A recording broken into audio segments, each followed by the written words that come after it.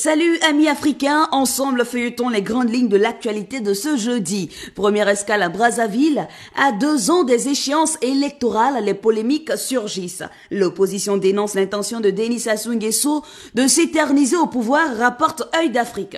Pour les opposants au régime congolais, le chef de l'État veut utiliser l'affaire colonel Marcel Oussouroux pour rester en poste après 2016. Selon eux, l'arrestation en décembre du colonel Oussouroux est un alibi du président afin de modifier la constitution en vigueur depuis 2002 pour briguer un autre mandat. Devant ces accusations, le parti au pouvoir a réagi, souligne Œil d'Afrique. Pour le porte-parole du Parti congolais du travail, le gouvernement n'a aucunement l'intention inavouée de modifier quoi que ce soit. Autre pays, au Cameroun, le Conseil de discipline budgétaire et financière sévit contre les dirigeants de l'université de Douala. Le journal Le Soir au Cameroun fait le point. 17 sanctions disciplinaires, 16 amendes spéciales et une déchéance quinquennale. Et parmi les coupables figure l'ancien recteur de l'université de Douala.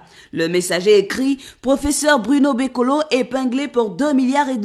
Le confrère rappelle que le contrôle supérieur de l'État avait ouvert une enquête sur les cadres de l'université de Douala pour faute de gestion il y a 4 ans. Eh bien, les résultats sont tombés. Bruno Bekolo Egbe est frappé d'une interdiction d'occuper toute responsabilité publique jusqu'en 2019. Se rapproche-t-on d'une intervention internationale dans le sud libyen? C'est en tout cas le souhait des autorités nigériennes, rapporte Jeune Afrique. Le ministre nigérien de l'Intérieur Massoudou Assoumi estime qu'il est tout à fait légitime que la France et les États-Unis interviennent pour éradiquer la menace terroriste dans le sud de la Libye. Pour le ministre nigérien, toutes les puissances qui sont intervenues en Libye pour renverser Kadhafi à la suite de quoi la Libye est devenue aujourd'hui le principal sanctuaire terroriste doivent faire le service après-vente.